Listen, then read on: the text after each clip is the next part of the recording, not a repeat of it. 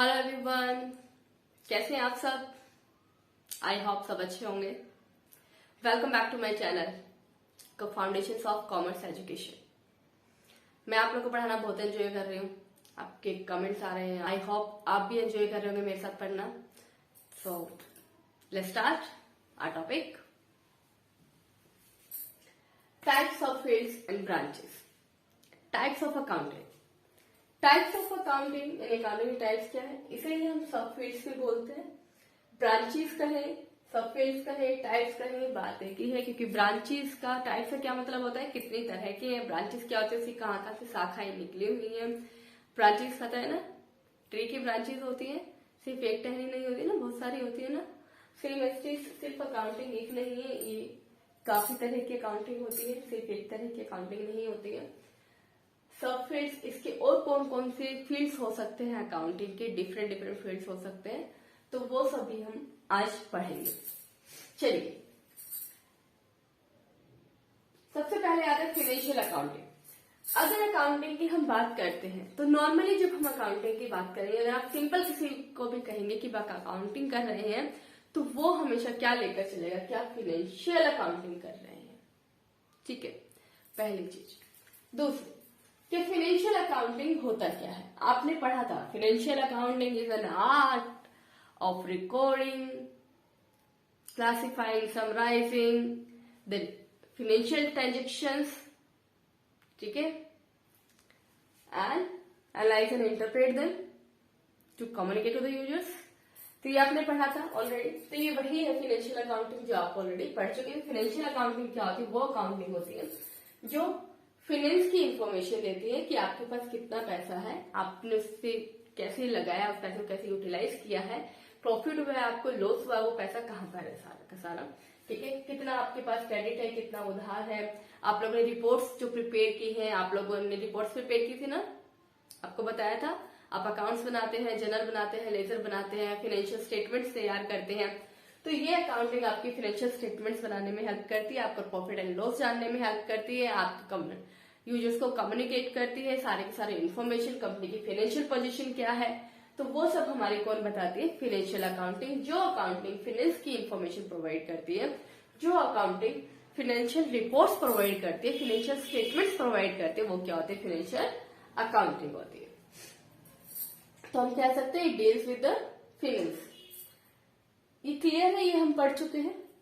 Cost accounting क्या होती है, नाम ही बता रहा है, कॉस्ट। कॉस्ट का मतलब सभी को पता है, कॉस्ट क्या होता है। जो भी कुछ हम खरीदते हैं, उसके लिए जो भी कुछ हम पे करते हैं, वही कॉस्ट होती है। अब मैंने क्या किया, मैं एक बुक परचेज कर लेकर आई, तो उसकी जो भी प्राइस है वो मेरे लिए क्या हो जाएगी, कॉस्ट हो जाएगी। तो ये अकाउंटिंग क्या करती है, सबसे पहले इनको समझना सबसे इजी क्या है, इनको स्प्लिट किया दो वर्ड्स को तो वो इजी हो जाता है। कॉस्ट, तो ये अकाउंटिंग तो आपको पता है क्या होती है, रिकॉर्ड्स रखना होता है, प्रोसेस ऑफ प्रिपेयरिंग रिकॉर्ड्स। ये आप सबको पता ही है कि अकाउंट्स प्रिपेयर करने की जो प्रोसेस होती है वही अकाउंटिंग होती है, राइट। तो अब अकाउंट्स प्रिपेयर करने हैं किसकी, फाइनेंस की किए तो फाइनेंशियल अकाउंटिंग हो गया, सिर्फ रुपीज की किए। ठीक है, जब आप लोगों ने कॉस्ट के अकाउंट्स बनाए, कॉस्ट की रिकॉर्ड्स रखना स्टार्ट किया, वो हमारे क्या हो गया, कॉस्ट अकाउंटिंग। अब कॉस्ट क्या, किस चीज की कॉस्ट, प्रोडक्शन की कॉस्ट। प्रोडक्शन मीन्स जो भी कुछ आपकी कंपनी प्रोड्यूस कर रही है, बना रही है, या तो आपकी कंपनी सर्विस प्रोवाइडर है, या फिर मैन्युफैक्चरर है, राइट, या फिर ट्रेडर है, सेल परचेज करती है। तो ये क्या है, जहां पर जो भी मैन्युफैक्चरिंग कंपनी होती है वो हमेशा कॉस्ट अकाउंटिंग प्रिपेयर करती है। तो प्रोडक्शन करना है, उसे चीजें बनानी है, तो वो कुछ कच्चा माल लेकर आ रहे हैं, रॉ मटेरियल लेकर आ रहे हैं, फिर उसको क्या कर रहे हैं, वर्क इन प्रोग्रेस में जाता है, फिनिश गुड्स तैयार होता है, फिर हम लोग उसे सेल करते हैं। तो इसी तरह से, तो अब जो भी कुछ आपके पास प्रोडक्शन है, जो आपने जो भी कुछ रॉ मटेरियल आपने लिया है,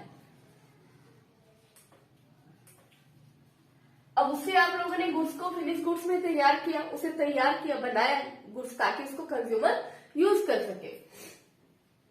तो अब इसकी कॉस्ट क्या है, तो हमें क्या करना होता है, जितनी भी प्रोडक्शन की कॉस्ट होती है पर यूनिट कॉस्ट, यानी कि एक यूनिट पर कितना खर्चा आ रहा है और टोटल यूनिट पर कितना खर्चा आ रहा है, ठीक है, और ओवरऑल प्रोडक्शन के अकॉर्डिंग हमारे कॉस्ट में कितना चेंज हो रहा है। क्योंकि ऑब्वियसली हम एक चीज बनाएंगे तो महंगी पड़ेगी, 2 बनाएंगे थोड़ा सा कम होगा, 3, 4, 10, 15,000, 20,000, 50,000, 1,00,000, राइट। तो उसके अकॉर्डिंग कॉस्ट कम होनी चाहिए ना। तो उसके अकॉर्डिंग इन्होंने कहा पर यूनिट टोटल कॉस्ट, ठीक है, ये कैलकुलेट करना, इसको डिटरमाइन करती है ये अकाउंटिंग। और क्या करती है, टोटल ओवरऑल प्रोडक्शन के अकॉर्डिंग जितना भी कॉस्ट में चेंज हो रहा है वो भी बताती है। क्योंकि हमारी 2 तरह की कॉस्ट होती है, फिक्स्ड और वेरिएबल। फिक्स्ड कॉस्ट वो कॉस्ट होती है जो फिक्स रहती है, और वेरिएबल जो चेंज होती रहती है प्रोडक्शन के अकॉर्डिंग। जैसे लाइट का बिल है, वो तो इस रूम का इतना ही आएगा, राइट। चाहे इसमें 4 लोग हो, चाहे 5 हो, चाहे 10 हो, चाहे 20, फैन एक ही चलेगा, चाहे यहाँ पर कितने भी बंदे बैठ जाए, राइट। लेकिन वेरिएबल कॉस्ट क्या होती है, जो चेंज होती है। सामान लाकर कुछ चीज बनाते हैं तो हमारी कॉस्ट ज्यादा आती है। अगर हम ज्यादा प्रोडक्शन करते हैं, हलवाई ज्यादा बनाते हैं, उसका सस्ता पड़ता है, लेकिन हम घर में बनाएंगे तो महंगा पड़ता है, कॉस्टली पड़ता है। तो वही चीज है। तो ओवरऑल प्रोडक्शन के अकॉर्डिंग भी हमारी जो चेंज होती है कॉस्ट, से वेरिएबल कॉस्ट बोलते हैं। तो हमारी 2 तरह की कॉस्ट हो गई, फिक्स्ड एंड वेरिएबल। इतना याद रखिए, फिक्स का मतलब होता है फिक्स, वेरिएबल का मतलब होता है चेंज होना। तो जो चेंज होती रहती है कॉस्ट प्रोडक्शन के अकॉर्डिंग, फिक्स्ड कॉस्ट। तो कॉस्ट अकाउंटिंग क्या करती है, कॉस्ट को डिटरमाइन करती है, प्रोडक्शन में कितना हो रहा है, पर यूनिट कॉस्ट क्या है, टोटल कॉस्ट क्या है, फिक्स कॉस्ट क्या है, वेरिएबल कॉस्ट क्या है, सेमी वेरिएबल कॉस्ट क्या है। तो इन सबको डिटरमाइन करते हैं, कितना पैसा कहाँ पर लगा हुआ है, कितना पैसे का और रॉ मेटेरियल लाने की जरूरत है, ठीक है। ये सब चीजें जो होती है इसमें कॉस्ट अकाउंटिंग में हम लोग पढ़ते हैं। तो हम इसकी क्या कहेंगे, ये वो अकाउंटिंग जो कॉस्ट के साथ डील करती है, दैट इज कॉस्ट अकाउंटिंग। अभी तो मीनिंग तो समझ में आएगा कॉस्ट अकाउंटिंग होती क्या है। प्रोडक्शन की कॉस्ट को बताती है, पर यूनिट कॉस्ट को भी, टोटल कॉस्ट को भी, वेरिएबल और फिक्स कॉस्ट को डिफाइन करती है, ठीक है। अब बात आती है, अब इसको सिंपली हम अगर हम लिखते हैं, एक लाइन में लिखते हैं, तो वो क्या हो जाएगी, याद करने का सबसे बेस्ट तरीका क्या है, कॉस्ट को मैंने सेग्रीगेट किया, सिंपल मैंने क्या कहा, अकाउंटिंग जो डील करती है कॉस्ट के साथ। कॉस्ट किसकी, प्रोडक्शन की, कॉस्ट ऑफ प्रोडक्शन के साथ। और फिर ये पर यूनिट कॉस्ट, फिर कॉस्ट को मैंने आगे फर्दर डिफाइन कर दिया कि कॉस्ट को डिटरमाइन करती है, ठीक है। एक अकाउंटिंग क्या करती है, कॉस्ट को डिटरमाइन करती है, एसरटेन करती है, कैलकुलेट करती है, राइट।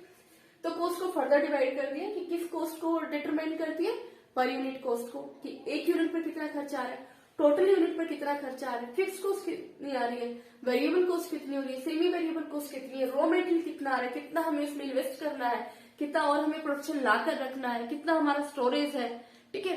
तो उन सब चीजों को, सिर्फ एक चीज लेते, इन्वेंट्री कंट्रोल भी करना होता है ना, हमारे पास स्टॉक ज्यादा ना हो जाए, वेस्ट हो जाएगा, ठीक। कौन सा हमें साथ के साथ लेकर आना है, कौन सा हमें फ्यूचर में नहीं, हम लोग को पहले ही रखना पड़ेगा, डिमांड इसकी ज्यादा है, कभी भी इसकी जरूरत पड़ सकती है, एक हमें डेंजर लेवल क्रिएट करना पड़ेगा। तो इसके अंदर बहुत सारी चीजें होती है जिनको हम डिटरमाइन करते हैं। तो प्रोडक्शन से रिलेटेड जो भी हम कैलकुलेशन करते हैं, डिटर्मिनेशन करते हैं, एसरटेन करते हैं, वो सब कॉस्ट अकाउंटिंग में पढ़ते हैं। आई थिंक क्लियर हो गया होगा आप सबको कि कॉस्ट अकाउंटिंग में हम क्या पढ़ते हैं, कॉस्ट अकाउंटिंग होती क्या है। चलिए नेक्स्ट चलते हैं, मैनेजमेंट अकाउंटिंग। ये अकाउंटिंग क्या होती है, बिल्कुल सही, जो अकाउंटिंग मैनेजमेंट करती है, नो जो अकाउंटिंग फाइनेंस से डील करती है, ठीक है, फाइनेंशियल ट्रांजेक्शंस को नोट डाउन करती है, ठीक है, उनको रिकॉर्ड्स करती है, वो फाइनेंशियल अकाउंटिंग हो गई। जो कॉस्ट को डिटरमाइन करती है, ठीक है, और प्रोडक्शन की कॉस्ट को डिटरमाइन करती है, वो जो कॉस्ट के साथ डील करती है वो अकाउंटिंग होगी, जो फाइनेंस के साथ डील करती है फाइनेंशियल अकाउंटिंग होगी। तो मैनेजमेंट के साथ जो डील करती है वो मैनेजमेंट अकाउंटिंग होगी डेफिनेटली। अब बात आती है मैनेजमेंट की।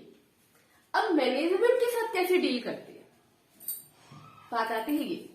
मैनेजमेंट के साथ डील करने का मतलब ये है, मैनेजमेंट होती क्या, सबसे पहले आपको ये पता होना चाहिए कि मैनेजमेंट, हम यहाँ किस मैनेजमेंट की बात कर रहे हैं। एक मैनेजमेंट होती है कि अच्छे से संभाल कर काम करना, अच्छे से टिप टॉप काम करना, कहते हैं ना कि हमने सब कुछ अच्छे से मैनेज कर लिया। इट मीन्स हमने सारा फंक्शन अच्छे से ऑर्गेनाइज किया, हमने जो जैसा था, जिसको देना था, लेना था, जिसको खाना खिलाना था, सब कुछ बहुत अच्छे से हो गया। तो उसे हम क्या बोलते हैं, हमने बहुत अच्छा मैनेज किया, मैनेजमेंट अच्छी हो गई, ठीक है। यहाँ पर हम उस मैनेजमेंट की बात, वो मैनेजमेंट तो है ही डेफिनेटली, उस मैनेजमेंट की बात नहीं कर रहे हैं। यहाँ पर हम मैनेजमेंट की बात करें बोर्ड ऑफ डायरेक्टर्स की, जो हमारे मैनेजर्स होते हैं, बोर्ड ऑफ डायरेक्टर्स कौन होते हैं? ट्रस्टेड होते हैं, या बोर्ड ऑफ डायरेक्टर्स कौन होते हैं? जो पूरी कंपनी के ऑनर होते हैं, जो डिसाइड करते हैं कि कंपनी में आगे करना क्या है, जो हमारी मेन जो लिमिट्स होती है वो डिसाइड करते हैं कि आपकी कंपनी कहाँ तक जाएगी और क्या करेगी, इसके जो ऑब्जेक्टिव्स होते हैं, इसका जो मिशन होता है, विजन होता है, वो फिक्स करते हैं और जो भी डिसीजन लेने में हेल्प करते हैं। तो मैनेजर्स होते हैं, वो उनके अंडर होते हैं। जो मैनेजर्स होते हैं वो भी ऑब्वियसली बहुत सारी पॉलिसीज बनाते हैं कि बिजनेस को किस तरह से रन करना है, क्या हमें क्रेडिट पॉलिसी लेकर चलनी चाहिए या नहीं लेकर चलनी चाहिए, या फिर कैश पॉलिसी हम लोग ले, ठीक है। इस तरह से बहुत सारे डिसीजन होते हैं कंपनी के अंदर, तो वहीं पर ये हमारी हेल्प करती है। तो मैनेजमेंट को, तो ये अकाउंटिंग क्या करती है, इसके साथ डील करती है मैनेजरियल डिसीजन मेकिंग में, यानी कि मैनेजर्स को डिसीजन लेने में हेल्प करती है। It deals with the decision making in management, it deals with the decision making, ठीक है। ये डिसीजन मेकिंग के साथ डील करती है, किसके लिए? मैनेजमेंट के। मैनेजरियल डिसीजन मेकिंग के साथ जो डील करती है वो मैनेजमेंट अकाउंटिंग होती है, जो हमारी हेल्प करती है किसके चीज में? प्रॉपरली कंपनी ऑर्गेनाइजेशन को मैनेज करने में, वही हमारी मैनेजमेंट अकाउंटिंग होती है। अभी करती क्या है? अब मैनेजर्स को क्या करती है? डिसीजन लेने में हेल्प करती है। बोर्ड ऑफ डायरेक्टर्स को डिसीजन लेने में हेल्प करती है, ठीक है। और फर्दर डिसीजन लेना होता है कि हम लोग को कहाँ पर पैसे इन्वेस्ट करना है, कहाँ पर नहीं करना है, क्या हमें और प्रोडक्शन करना चाहिए या नहीं करना चाहिए। ये जो होती है हमारे दोनों पर डिपेंड करती है। क्यों? क्योंकि फाइनेंस हमें बताता है प्रॉफिट और लॉस कितना है, ठीक है, हमें हमारी फाइनेंशियल पोजीशन क्या है कंपनी की। और कॉस्ट अकाउंटिंग क्या डिफाइन करती है हमें कि कॉस्ट क्या है, क्या हमें वो प्रोडक्शन करना चाहिए फर्दर या नहीं करना चाहिए, इसमें लॉस तो नहीं है, इसमें प्रॉफिट आ रहा है नहीं हो रहा, क्या पर यूनिट कॉस्ट रिड्यूस हो रही है या नहीं हो रही, कहीं फिक्स को ज्यादा तो इंक्रीज नहीं हो रही है या वेरिएबल को ज्यादा इंक्रीज तो नहीं हो रही है। उससे हमें मार्जिनल कॉस्ट जो है, मार्जिनल रिवेन्यू जो है, जो हमारा एक्चुअल में जो कॉस्ट अकाउंटिंग में डिटेल में पढ़ते हैं, तो वो जो भी कुछ है हमारा, जो भी हम कॉस्ट देख रहे हैं, रिवेन्यू है, वो कितना है, क्या हमें इस प्रोडक्ट को प्रोड्यूस करना चाहिए या हमें नए प्रोडक्ट में जाना चाहिए, ठीक है, या फिर हमें फर्दर इसी के अंदर ही नए प्रोडक्ट्स लेकर आने चाहिए, बाय प्रोडक्ट्स लाने चाहिए। मतलब वो सारे डिसीजन ले ले। बिजनेस में जो भी डिसीजन होते हैं इन दोनों पर बेस होते हैं। दोनों चीजों से मैनेजमेंट क्या करती है, अपनी डिसीजन तैयार करती है इन दोनों के बेस पर कि हमारी कंपनी को आगे परफॉर्म क्या करना है और करना कैसे है। जो भी इसका आगे विजन होता है, मिशन होता है, जो ऑब्जेक्टिव्स होते हैं वो फिक्स किए जाते हैं मैनेजमेंट अकाउंटिंग की हेल्प से, क्योंकि आपको प्रॉपरली क्लियर इंस्ट्रक्शंस दे देती है, क्लियरली आपको बता दिया जाता है कि आपको किस तरह से क्या क्या आपका है और कंपनी में क्या क्या प्रॉब्लम्स आ रही है। जैसे कैश फ्लो स्टेटमेंट, इसके टूल्स होते हैं काफी सारे, जो जैसे कैश फ्लो स्टेटमेंट है वो आपको डिफाइन करेगी कैश का फ्लो क्या है, क्या आपके पास, कंपनी के पास इतना कैश है, क्या इतनी लिक्विडिटी है आपके पास या लिक्विडिटी नहीं है, क्या आप अगर इमरजेंसी आपके पास आ जाती है, किसी अर्जेंसी में आपको कैश की जरूरत पड़ जाती है, क्या आप वो अवेलेबल कर सकते हैं या नहीं कर सकते हैं, ठीक है। तो वो सब चीजें जो होंगी डिसीजन लेने में हेल्प करेगी, चाहे आपको क्रेडिट पॉलिसी का डिसीजन लेना है, चाहे आप लोग को सेल्स से रिलेटेड सेल्स पॉलिसी तैयार करनी है, आपको डिस्काउंट पॉलिसी तैयार करनी है, या आप लोग को ह्यूमन रिसोर्स की पॉलिसी तैयार करनी है, कोई भी आपको पॉलिसी तैयार करनी है तो वो मैनेजर्स को उसमें हेल्प करती है। तो आई थिंक यहाँ तक क्लियर हो गया होगा सभी, क्योंकि मैनेजमेंट अकाउंटिंग सीरियसली ये सब अपने आप में एक बहुत ब्रॉड जो टॉपिक है, तो यहाँ पर सिर्फ मैं उनका सिर्फ इतना सा ही आप लोग को बता रही, सिर्फ मीनिंग क्लियर हो, क्योंकि इसके अंदर इतना कुछ होता है बहुत ज्यादा, तो सब कुछ यहाँ पर कंप्लीट करना पॉसिबल नहीं हो पाएगा। मैनेजमेंट अकाउंटिंग क्लियर हो गया सभी को। अब चलते हैं next tax accounting. Tax accounting क्या होती है? क्या होती है?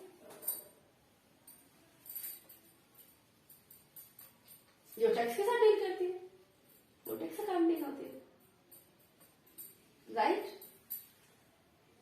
राइट, जो डील करती है टैक्स के साथ। हमारी कंपनी को टैक्स पे करना होता है, डेफिनेटली पे करेगी।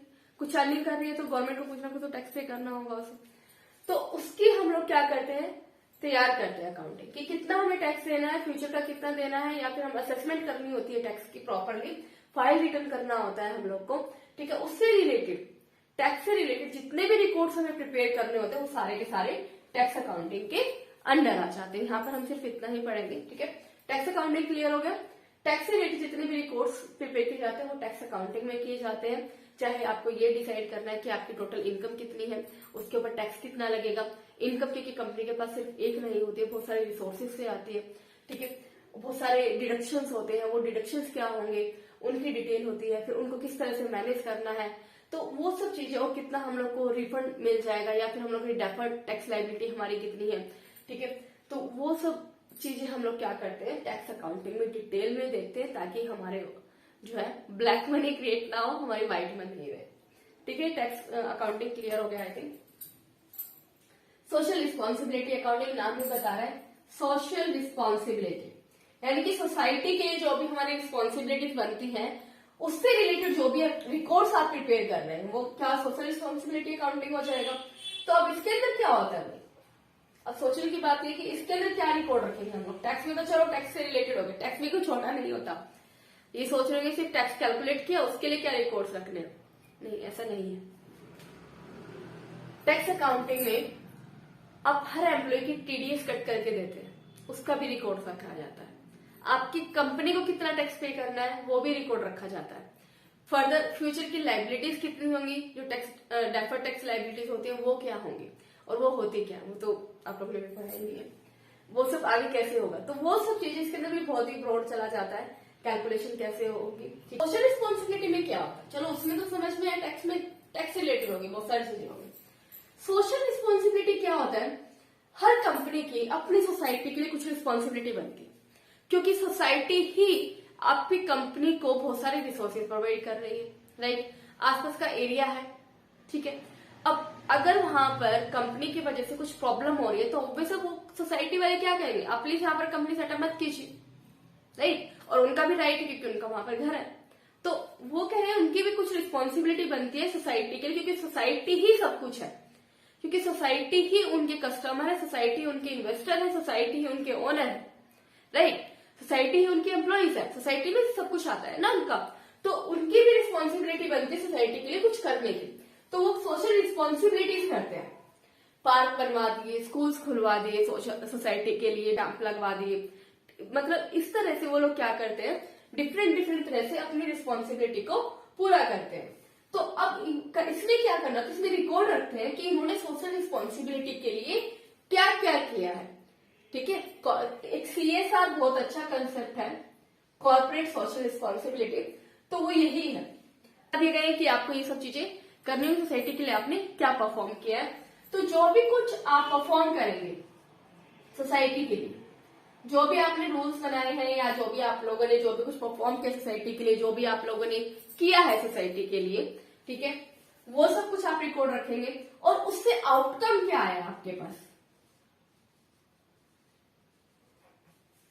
अब आपने पार्क तो बनवा दिए, पार्क के ऊपर खर्चा कर दिया, पार्क की मेंटेनेंस आप करा रहे हैं, बट क्या वो यूटिलाइज हो रहा है, उससे कुछ आउटकम आ रहा है, उससे कुछ रिजल्ट आ रहा है, क्या लोग वहां पर जा रहे हैं, उनको पता चल रहा है हमारी कंपनी के बाद। और सोशल रिस्पॉन्सिबिलिटी में जो भी कुछ आपने लगाया, जो भी कॉस्ट लगी है आपकी, जो भी परफॉर्म किया मीन्स आपकी जो भी कॉस्ट लगी, जो भी आप परफॉर्म करेंगे, जो भी आप रिस्पॉन्सिबिलिटी, जो भी आप सोसाइटी को प्रोवाइड करेंगे एक्चुअली, वो सब कुछ इसमें मेंशन करेंगे, उसकी कॉस्ट क्या लगी है और फिर से आउटकम क्या है, रिजल्ट क्या है, सोसाइटी को बेनिफिट्स क्या क्या हुए हैं उससे, और आपको क्या क्या बेनिफिट्स है, वो सब कुछ उसके अंदर रिकॉर्ड किया जाता है। तो वो क्या हो जाता है, social responsibility accounting. It means ये अकाउंटिंग किसे डील करती है, सोशल रिस्पॉन्सिबिलिटी से, कि उसमें क्या कॉस्ट लगी और क्या परफॉर्म किया आपकी कंपनी में, और उससे आउटकम क्या है, रिजल्ट क्या आया है, और उससे आपकी सोसाइटी को क्या बेनिफिट हुआ है और आपको क्या बेनिफिट हुआ है। तो इससे रिलेटेड सारे की सारी इन्फॉर्मेशन जो है यहाँ पर कलेक्ट की जाती है, उससे रिलेटेड सारे रिकॉर्ड्स प्रिपेयर किए जाते हैं।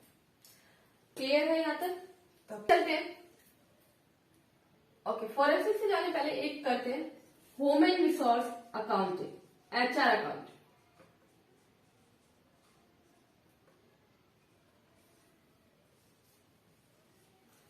एचआर अकाउंटिंग, एचआर क्या होती है, ह्यूमन रिसोर्स, यानी कि ह्यूमन रिसोर्स जो भी हमारी कंपनी में काम कर रहे हैं, सारे एम्प्लॉइज जो भी हैं वो सारे ह्यूमन होते हैं।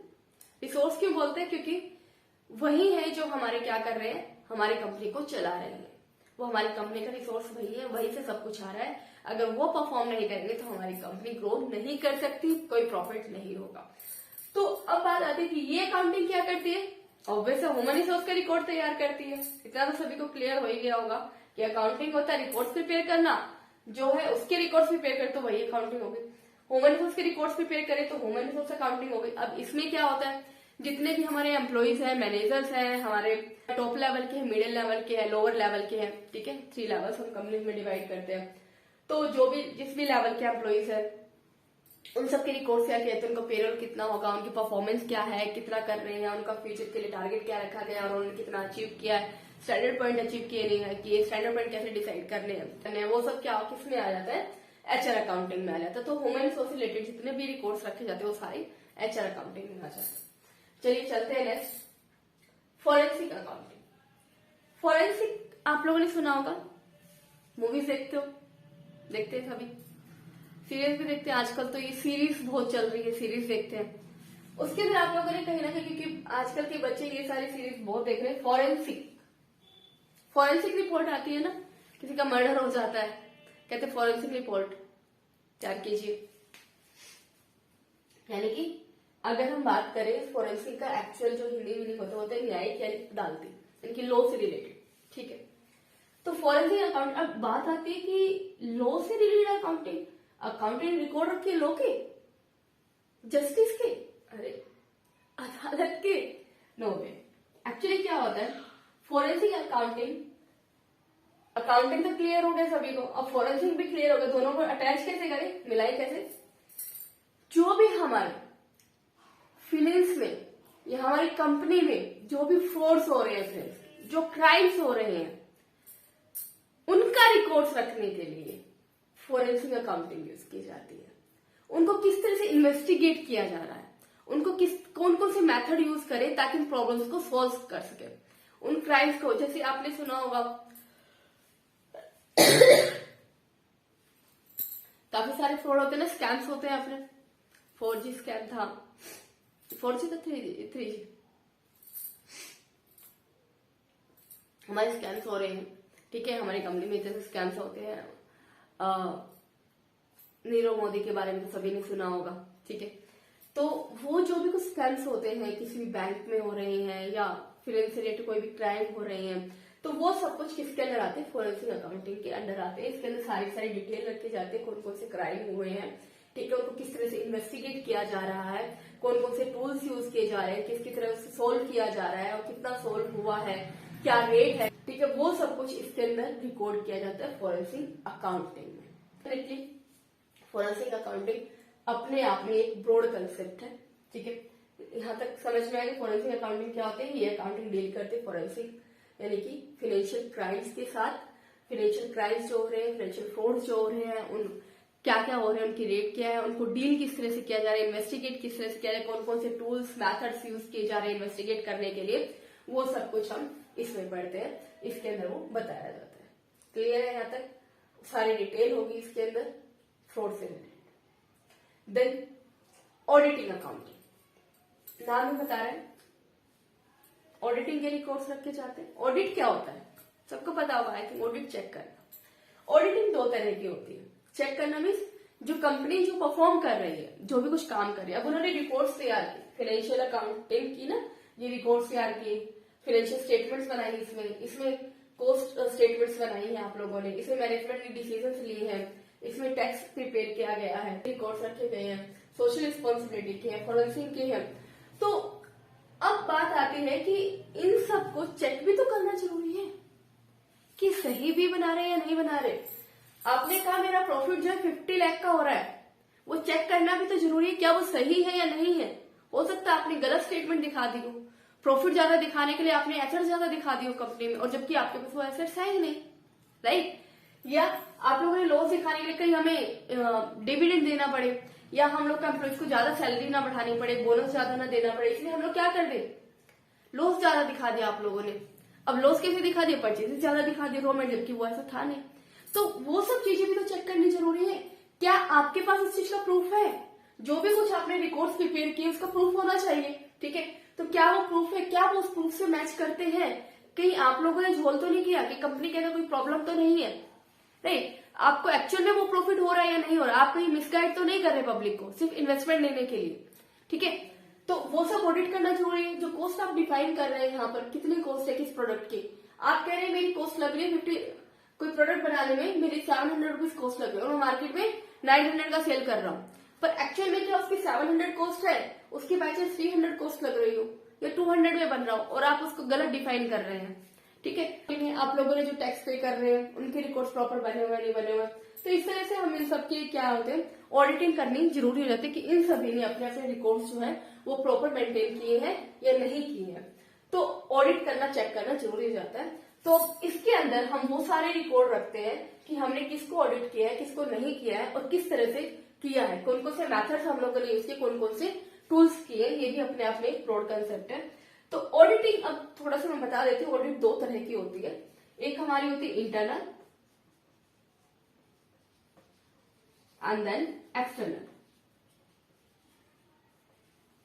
इंटरनल ऑडिट में क्या होता है, जो हमारी कंपनी के सीएस होते हैं, ठीक है, या ऑडिटर्स हम पर्टिकुलरली अपॉइंट कर लेते हैं, तो वो क्या करते हैं, वो इंटरनल यानी कंपनी के अंदर जो भी कुछ काम हो रहा है उन सब की एक बार क्या करते हैं, खुद चेक करते हैं ताकि इसमें कुछ प्रॉब्लम ना हो, और वो भी सडन होती है ताकि, क्योंकि हर डिपार्टमेंट जो होता है एक दूसरे से अटैच होता है, इसलिए उनकी इंटरनल चेकिंग जरूरी हो जाती है। क्या वो मैनेजर, जो उस डिपार्टमेंट का मैनेजर, कहीं वो अपने बेनिफिट के लिए तो कुछ नहीं कर रहा, वो अच्छे से परफॉर्म कर रहा है या नहीं कर रहा है। हर मैनेजर की परफॉर्मेंस चेक करने के लिए भी हम ऐसा करते हैं।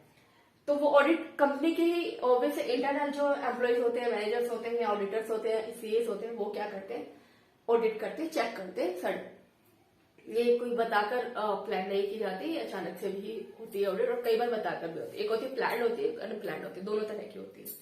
एक्सटर्नल क्या होता है, जब बाहर से कोई आता है, इट मीन्स कई बार तो कंपनीज क्या करती है, अपने बताती नहीं अपने एम्प्लॉयज को, और बाहर से दूसरी कंपनीज के ऑडिटर या सीएस को बुला लेती है ऑडिट करने के लिए, ठीक है, क्योंकि हो सकता है हमारे कंपनी का ऑडिटर ही बाकी मैनेजर से मिला हो, वो बताए कि प्रॉपर रिकॉर्ड्स है और एक्चुअल में ना हो, तो इसलिए बाहर से भी होता है, ठीक है। और दूसरा, हमारी गवर्नमेंट भी ऑडिटर्स भेजती रहती है ताकि वो भी चेकआउट करती रहे कि सारी कंपनी जो प्रॉपरली कर रही है, वर्क कर रही है, नहीं कर रही है, कोई फ्रॉड में तो नहीं है, या कोई स्कैम करने की प्लानिंग तो नहीं कर रहे हैं, या फिर इस तरह से जो भी कुछ प्रॉब्लम्स आती है वो सब तो नहीं। तो गवर्नमेंट भी इसके ऊपर चेकआउट करती है, तो उनके भी सीएस जो है आते हैं, या कई बार कंपनी भी उनको बोल सकती है गवर्नमेंट को कोई ऑडिटर सेंड करने के लिए।